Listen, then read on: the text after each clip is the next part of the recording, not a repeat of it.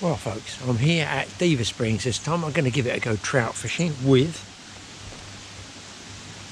obviously, fly fishing rod and reel. Quite a nice line, I like using it. Somebody donated that to me, that reel and that. The rod's an old bone fishing one called a Martech, used it many times before. Fly I've got there, you guys can see it, is one of the late said nights. Pearly Daddies I think that one is.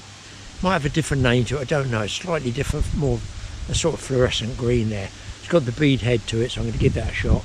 I've degreased the leader, which is a bit short, but I'm not going to change it now. And just walk round. But it's not long been cut, let me show you. You won't see the same under here as I see through the water with the polarising glasses, because I don't have a polarising filter on it, but you can see it's absolutely tap water clear. In fact, I've got to be honest folks, I don't think I've seen the water this clear for many a year here at Diva, but the weed has just been cut within the last couple of weeks or so. I see one fish moving over there, so I'm going to be looking for, well, I'd like a big brown trout, but I doubt that's going to happen. But I'm going to be walking around basically while it's clear and the clouds like this, and see if I can spot a decent fish. So feel free to join me on the walk around. I might use the head cam and this pole cam, and if I see one that I think is going to take, which I've got no way of knowing obviously, of course I haven't, then I will I'll put the pole cam up and try the head cam and see if we can't get a hook up as well. But always look in here,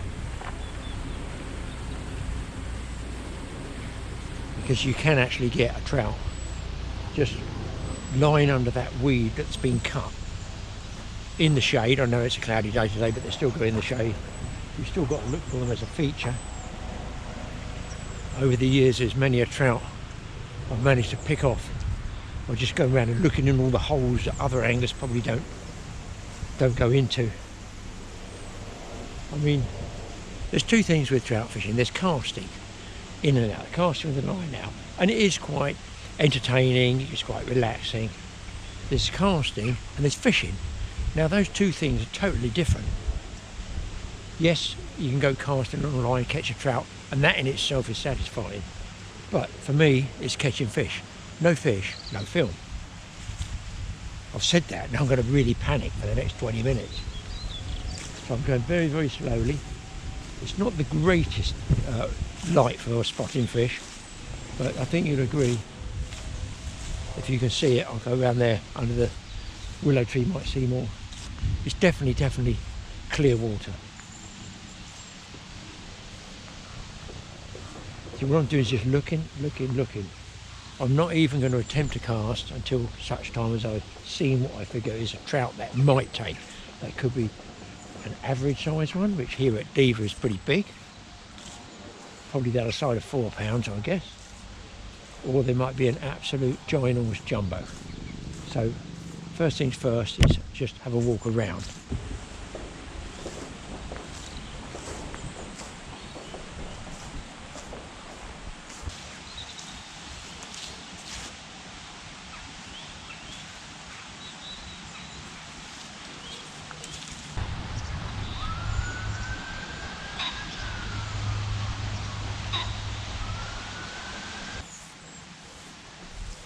I haven't seen anything as yet. I've seen odd fish drifting around.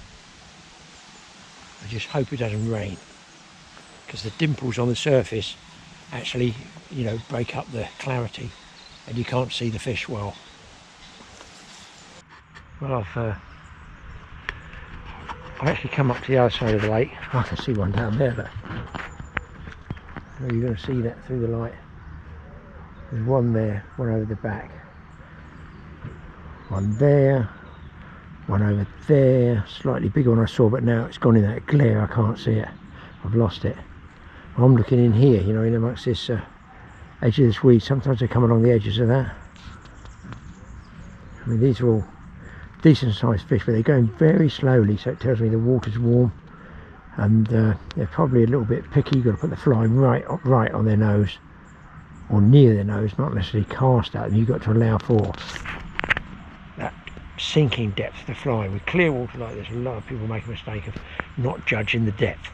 and that's important. You need to get 4, 5, 6 inches in front of the nose of that fish on their depth. They're not going to roar all the way up to the surface and snap at the fly, I found. Not these bigger fish. Now I've lost that one I saw in there somewhere with the glare.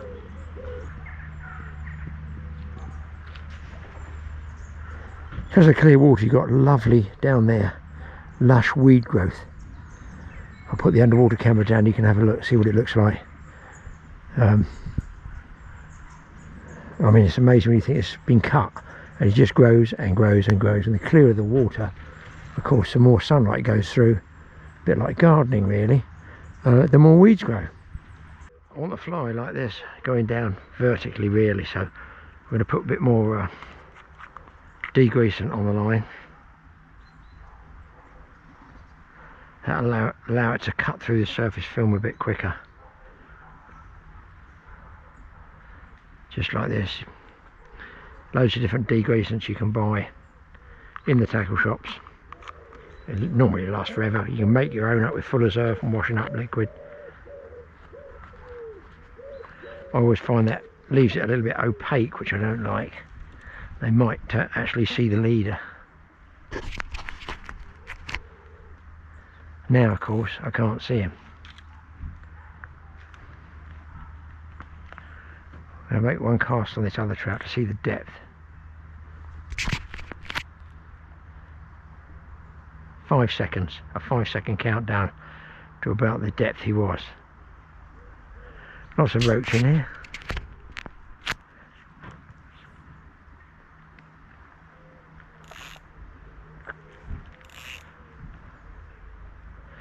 So you can see a lot of this is not about casting long line, which I could easily go over on the main lake and do that, but it's looking for the fish and just sort of flicking it out at them. I wonder if that fish has gone round that side and he's on that wee bed over there, or is that indeed him there? That might be him there, just on the edge there. Here he goes, there he goes. He looked at it, definitely looked at it. Now I've lost him in the glare.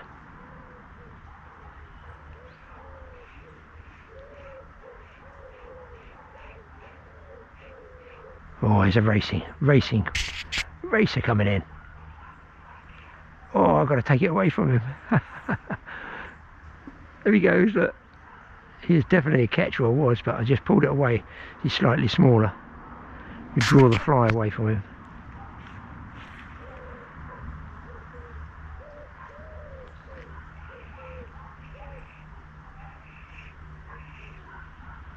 Oh, is that him? No. Just on the wrong. That might be the cast.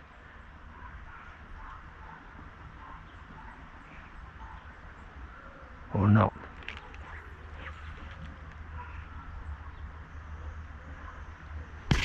He's going right past the edge of the weed there.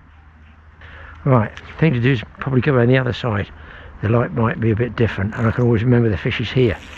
And I've mentally earmarked that brown trout that we looked at previously.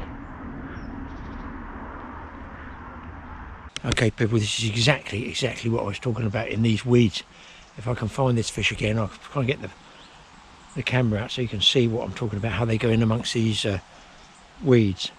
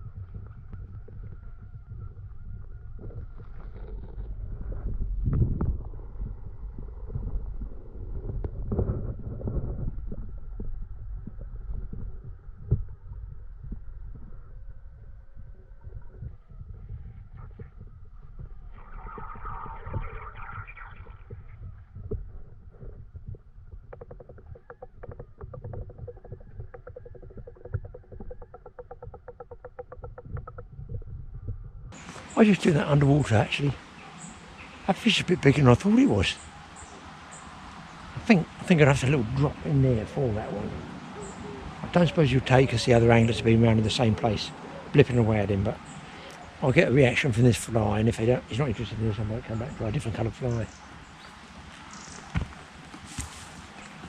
Very often you can come back and get the same fish that you think's not going to take anything, and then you just change flies for some reason. It switches them on and they'll snap at it.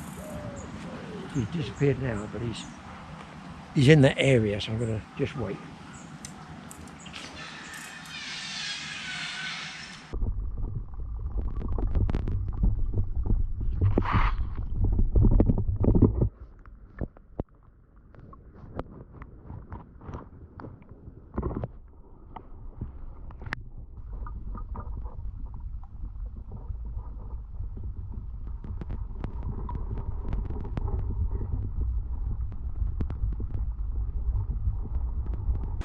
Two fish in front of me, people.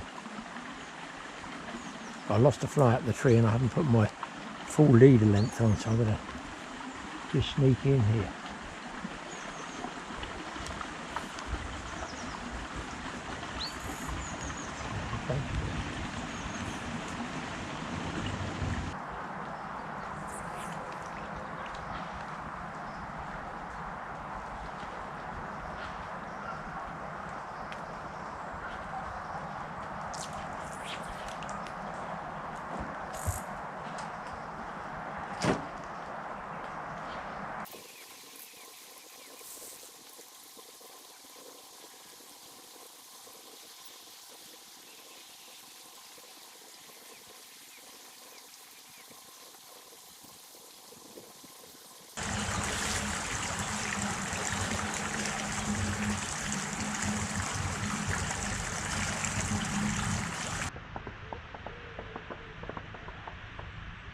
Trouble is, I want to fish, I want to fish, I want to fish. Maybe I'll go around to that other tree around the other side. I can see 1, 2, 3 trout across there. I don't want to get wet. There's another trout just off the weed edge there. I think I'll go around off the other tree, because if this comes in I'll have to pack up. I've got one shirt and that.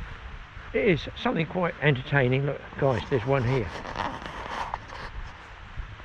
I've seen quite a few trout round on the bigger lake come around to what they call Spring Lake, the smaller one.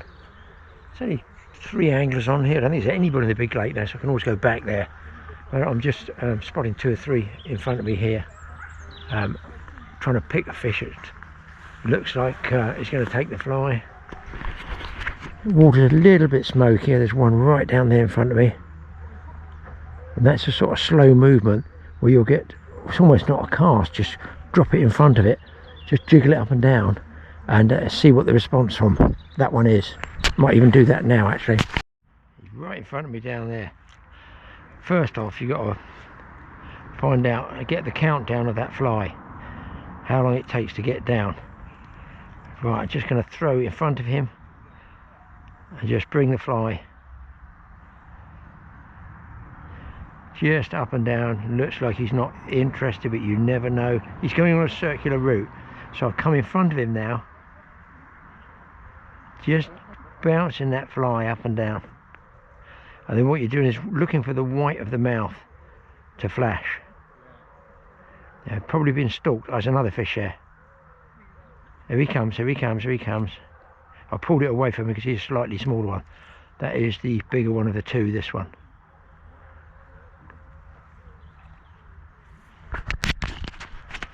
He doesn't look interested at the moment, but you can never actually... No, he doesn't seem interested. If anything, he sort of turns away. You might see him down there. See how he goes back on the same patrol route.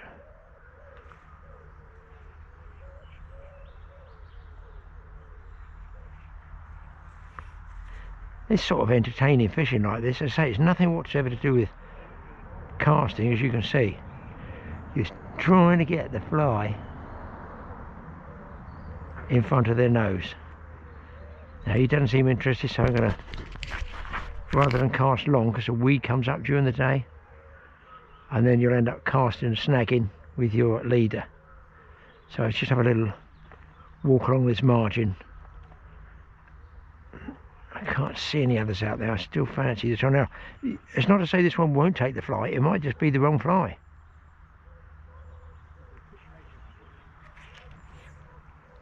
But he definitely doesn't seem interested.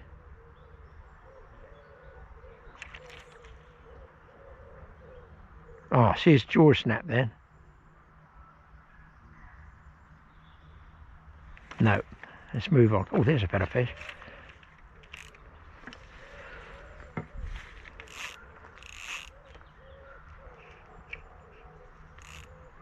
No, he's not interested either. Now, I've lost it, the fly, in the glare.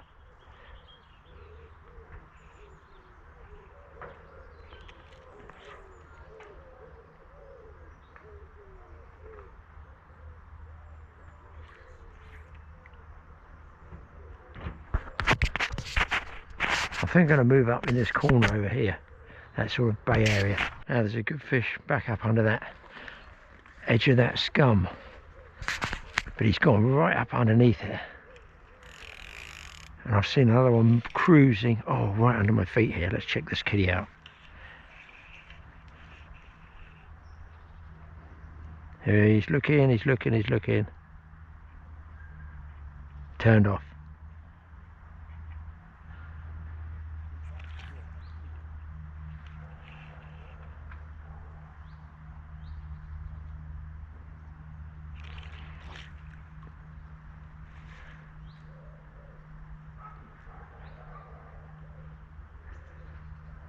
Oh yeah, it's a bigger fish.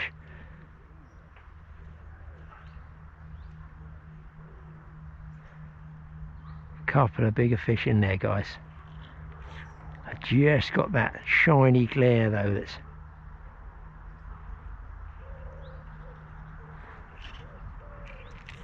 there they come, right in front of me.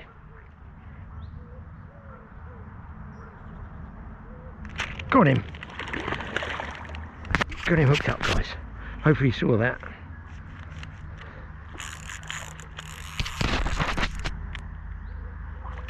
That is a big trout. He's hooked right on the lip, on the nose.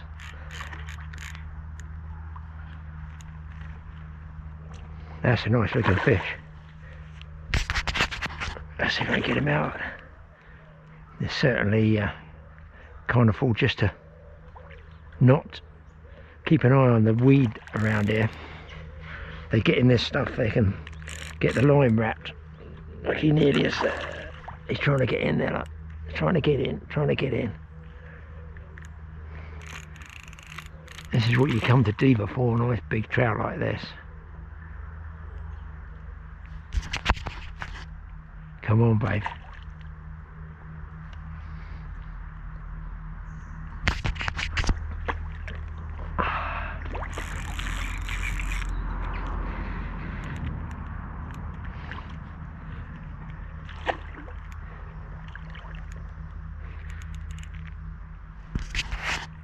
Right, we're ready for the net. I've got to extend it, which I haven't done. One of these twist ones and it ain't going to twist, is it? Well, I was a little bit lucky there because that was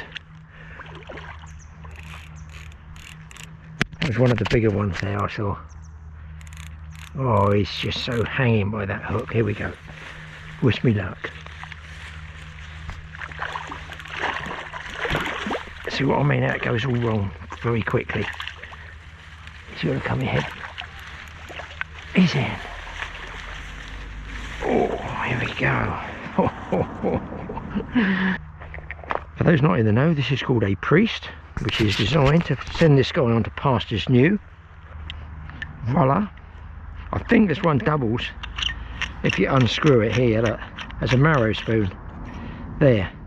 But I've often wondered, with a fish this size, I'm not even going to get in past the gill. I'm never going to get to the stomach, because what they do is scoop out the stomach contents and see what insect this one's been feeding on. Now I always think that's fine, but they've been feeding on whatever fly you've caught it on, haven't they? It doesn't matter what they've been feeding on here. If they've eaten your fly, that's the one that matters. So I've never really used marrow spoons, because by the time you get to use the marrow spoon, you've already got the trout, haven't you? So you know, you've got the confidence of the fly. Let's take a look at this one. And on the end of the scissors, you can cut with these, but on the end there, you've got a flat spot. So that is also handy for getting hold of the fly, just to nip the fly out like that. So check those scissors out. And I've got them on an extendable lanyard. And there you go, that's the fly. You can't honestly say that was casting, but it was, as you can see by this guy, absolutely for sure is catching. Oh, that's a beauty, isn't it? And you've got to have that classic pose with the fly right over your shoulder. Oh, that's image is everything, I was once told. If I don't have this over my shoulder, it's just not au fait. It's not the thing.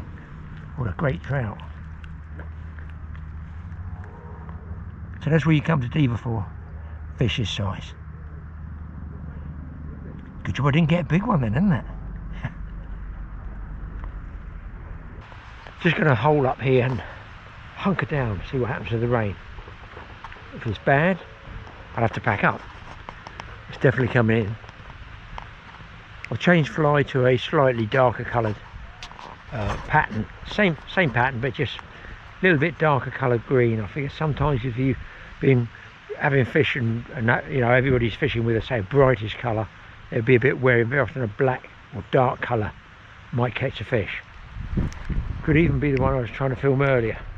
And of course here you've got the little the river as well.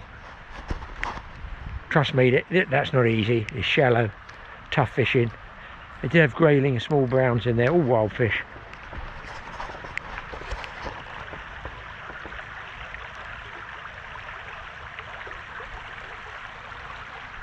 I don't know what the name of that weed is. It's not streamer weed. What I call streamer weed. But I think check in the fishery, but you used to be able to fish that. But trust me, it's tough. Yeah, that rain's coming in. That could be me for the day. Oh, good job I got that fish when I did. Very, very fine drizzle, like an Irish type of drizzle. We call it in Ireland. They actually call it mizzle. You stand in it, you think you're not getting wet, and you're getting actually soaked. Well, just looking down here, I think you'll find that other guy that's fishing was using one of these, which is a sight bob, a marker, call it what you want, and you peel it off, stick it around on your line. It basically is like a float, and you can suspend a fly at a certain depth. So they're sort of handy things. They have their time, but I rarely use them. Static fishing, what it for. But I tell you what I have seen, just right under this clear patch here, by this jetty, I saw a trout right on the edge of that. He's still there. See if I can pick him up by just lowering the fly. Now when you do this, what you want to do, you're so close, you've got to shorten up. So I wind some of the leader into the fly rings, but you have to keep it low so that the weight of the fly line here doesn't pull the fly right up into your rings. Right, I've got to find which is the front end and which is the back end. If he's down there. Okay, I've got this guy down as a taker. Down goes the fly. I'm just popping it and jiggling it. You might be able to see him down if I keep dead still. I'm going to go round. I'm fairly sure he's going to circle here.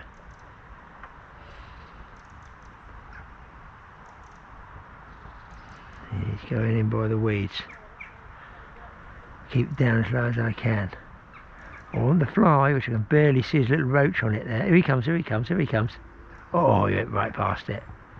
He went right past it. He looked at it again. He looks like he's been pricked and lost, that one.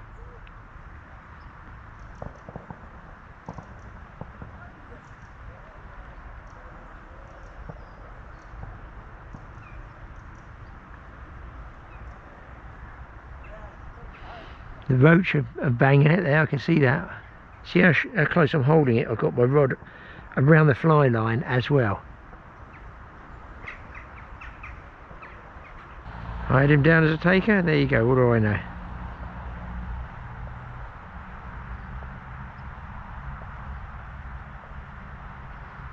No, he's not taken. I've come back to the, there you can see the rest of the river up there. I've come back to the small lake. There's only one gentleman on it, so it's been quiet. He's in the same spot.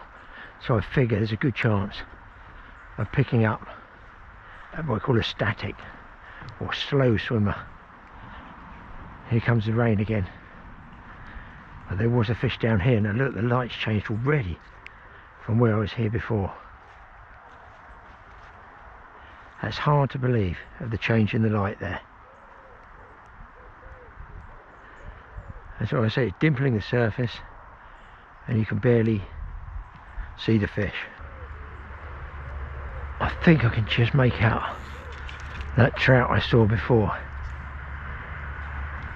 Don't want to spook it. So as I've got the camera on my head, I can't actually shut the light down like this. I haven't got my hat to put on. I can't wear the hat and the camera.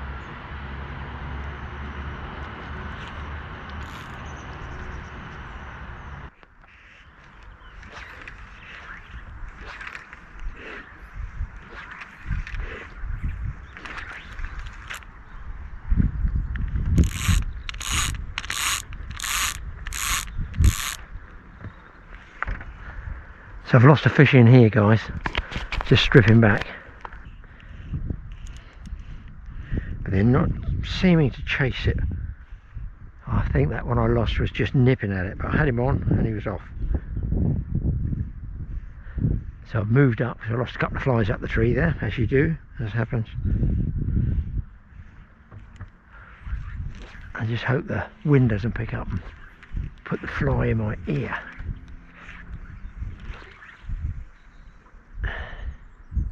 I'm not seeing much move on the surface. All the way up the lake is fairly still and smooth.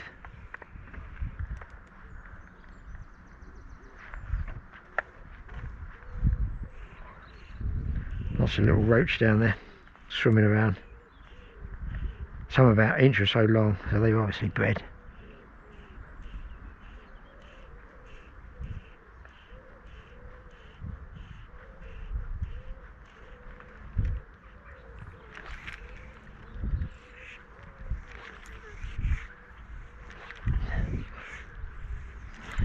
Trying different areas of the lake,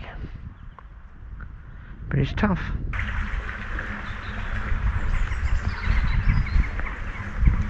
I'm going to try sneaking on one here.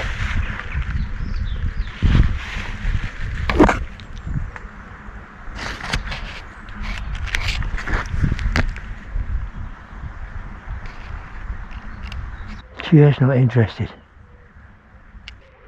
I'll try around this bay, but not getting any takes. One fish would be nice to finish with. The fish are there, just not taken. That's weed.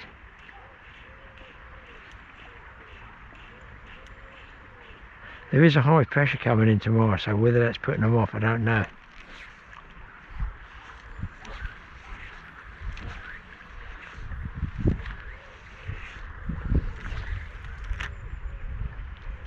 Finally, one right in the weed. I doubt I'll get him out. I might even have lost him. See if he's still there. No, still there, still there, still there. About 100 drops to him before I actually physically got him. So, all came good in the end. Oh, well, sort of. To change camera batteries. What a session today has been. I've no idea if the fish is still on there. He might still be there. We just might have a heap of weed. Oh, you are kidding. You are kidding. That is such bad luck. I don't know, today it's just not supposed to happen. Well, at least you saw I hooked the trout. I had to put the rod completely down to change batteries. I should have got the fish. Why didn't I just net the fish and then film it later? You guys saw me fighting it. Oh, what? Oh, that is just unbelievable. I had a bad feeling that today wasn't going to be one of the better days. Wow. I'm seeing fish, I just not checked. I cannot believe I changed camera batteries and it's all over. How many fish have I lost over the years changing camera batteries, putting the rod down, leaning it in the rushes, fish gets off, I end up with nothing again. I'm seeing fish here, but I was very lucky. I must have cast and cast and cast really ridiculously number of times. Just dropped it in front of his nose all the time. Then one time we went in a circle, it just sucked it in. Look, there's one underneath me here. They just don't want to know, really. Normally if you quiver this fly and just pulsate it, they just come up and have it normally. Very, very strange.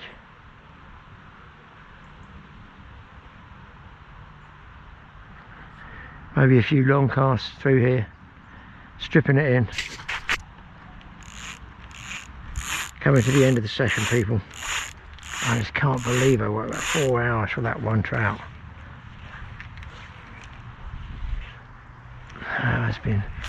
This happened before, it'll happen again. Next thing you'll be going up this tree. Son of a gun.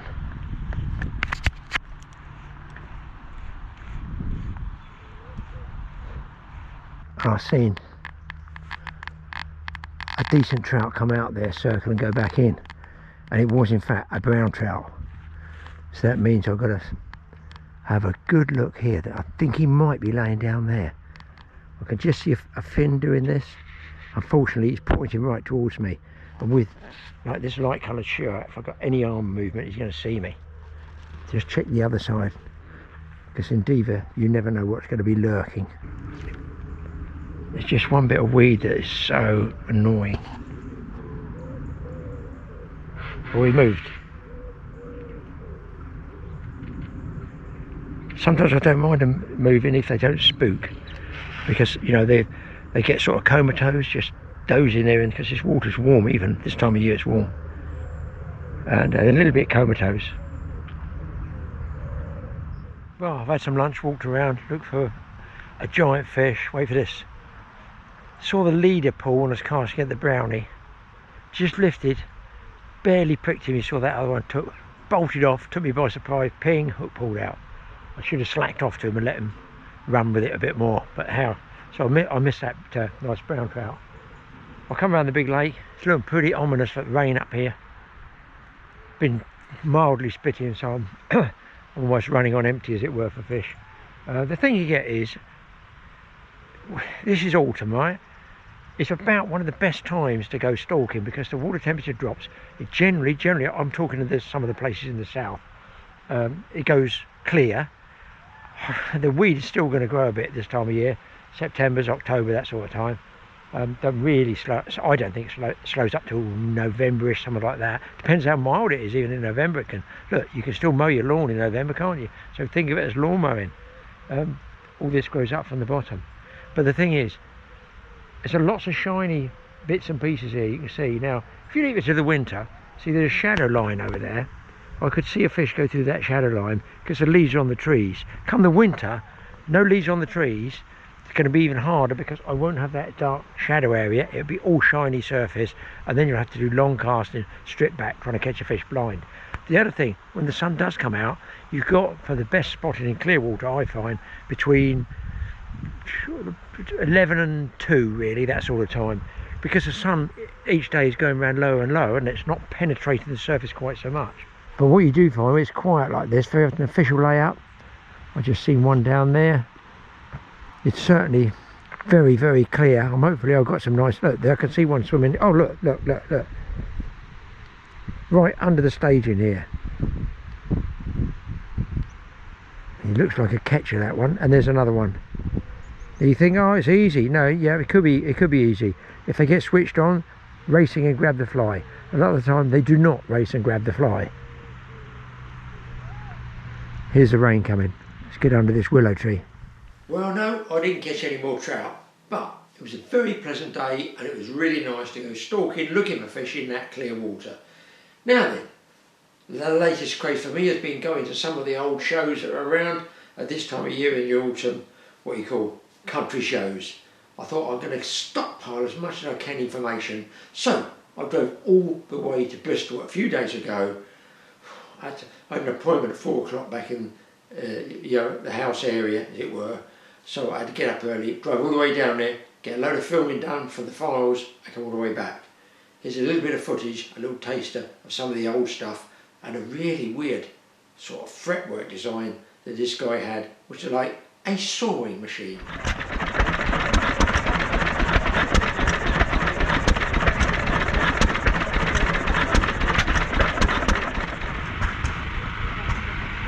So we've got a monumental antique road roller. Great big steel thing.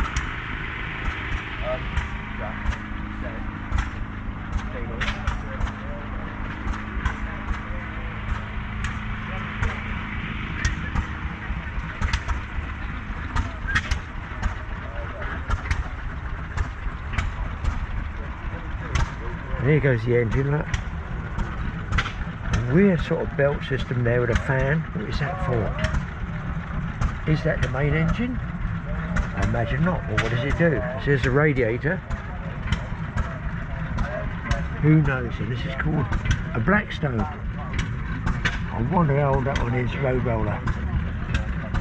That's the weirdest clip together belt I've ever seen. Somebody might know. It's sort of leather that's stapled together. Locking, oh, I'm glad I touched that. Locking sort of drive shaft that engages down in there as well.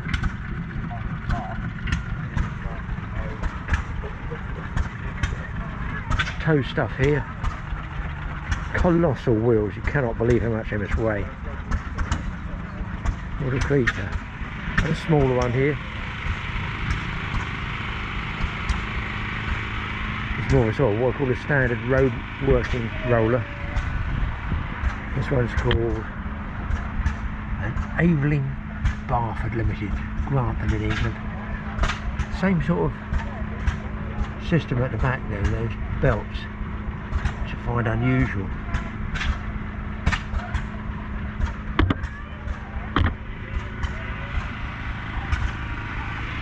Steering wheel is there, horizontal, and both gears I guess. Walk round just here. Hobby Spectral. Hobby Spectral. And how old would that one be? So the one over there, we think it's about 1940s, yeah. Roughly. We think this one's sort of late 1940s, early 1950s, okay. Roughly. So that's kind of more their original one. Why would they not have an electric? Why would you have it manually? Because you're running it with your feet, aren't you? Yeah, it's all foot operated. I think it's not long after the war. This one was kind of more come about. Yeah. Obviously, it's more designed as a craft than it is a honestly like labour work. Yeah, you wouldn't be used for commercial stuff. It's a hobby thing. Yeah, it's a hobby sort of thing. Yeah. I wouldn't say obviously not so much to be kids and stuff, but it's the sort of thing, you know, you've got your little back room at home, you've got that sat in the corner. Yeah. Got your little workshop set up and you can just sit and treadle away and that runs on the Jason, you can explain it. I can see how it runs, but yeah, so just explain that sort of cog and what is that, a cord in the middle of it? Yeah, so they've got a leather strap on here. Oh, it's leather, here. It's leather. Yeah, there's a leather strap there, so obviously my feet will turn this wheel. Yes. Then pulls on the leather strap, and then just to the side there you've got another cog there, so as that put on the strap, that's then turning this, and then causing this arm to then bounce up and down. That's where you've got the blade on there. Yeah. That's what causes the blade to then obviously then go up and down to then get your cutting action. If I move that ever so slightly, you can still see the foot pedal ever so slowly. Is it a question of speed really or not? Or can you sort of, is it one of the, that's what I'm saying is, that's so thin, that cutting item, yeah. You know, the wire. Yeah. You've got to be careful with it. It doesn't snap, I'd imagine, if you go mad with it. You can go sort of mad, you just got to, I think, you can get good speed on it, but as long as you're steady with what you're pushing through. Yes. And you're literally just using minimal pressure. Oh, I to push see. I can things see through. it spring in there now. Yeah, yeah. Because like if you're trying to push things through really hard, then they will just snap. It's like sawing too hard. Let the blade do the work. Yeah, more or less. Do they come in at different grades of cutting blade or whatever you call those? Yeah, you can get different. I think it's called teeth per inch. Yes. You can get different variations. You can also, I don't know whether I've got somewhere where the blade's actually twisted. Yes. So like with this one, I know it's very hard to see, but where this one's completely flat all the way going through, you've only got the teeth on one end of the blade. Like a saw.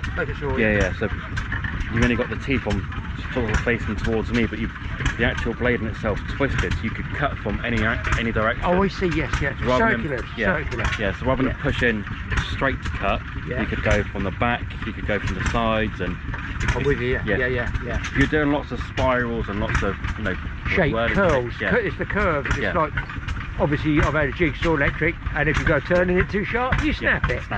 So if you're doing lots and lots of circles and stuff, they are ideal, but the straight lines, they're a bit useless. And they'll cut what sort of half inch, quarter inch, what would that go through? The actual depth of wood?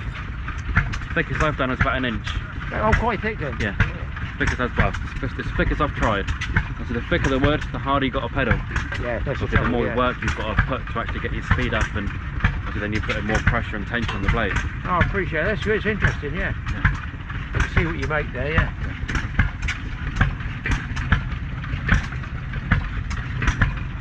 That's a neat little caravan unit you've got there too. Yeah, it's a Pennine trailer tent. So it's a flat body, it folds down flat? Yeah, all completely just folds them together, yeah. Yeah, it's neat, isn't it? Yeah. That's quite an old one as well, I imagine. Is it 60s? 1992. 92? I thought it'd be older than that. No, 92. Ideal little one-man unit, that though, isn't it? Yeah. Oh, it's not so bad. It's got double beds on each end. Oh, doubles each end? Oh, because they come out on the top. Yeah, with 2 sleepers at either end. Got me fridge, with cooker, and sink, and everything you need. Yeah, all sorted in there. I'll let you work away and show that. Appreciate that. I don't see these very often, but I've not seen that type, no.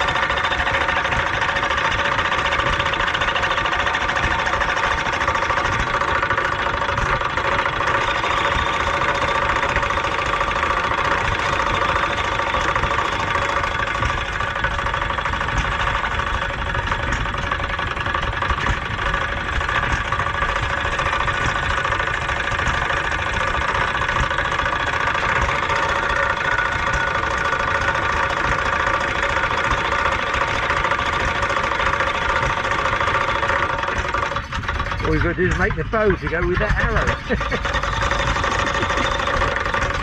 I'm attempting to make a clock. A clock?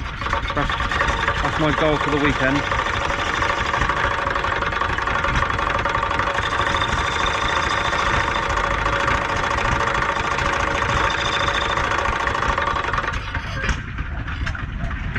Good, appreciate that. Thank you very much.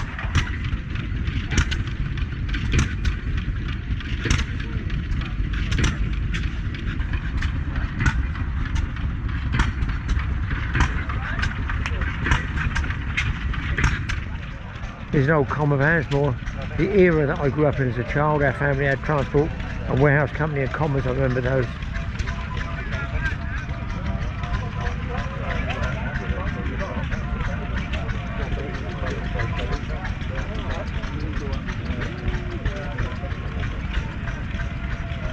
It's what we used to call a twin wheel flatbed lorry. Nice big footplate, big tank. There you go, twin wheels, flatbed. Hinges here so it's drop side, you can load from the side. Then they put what they want in the back. Very old bus here.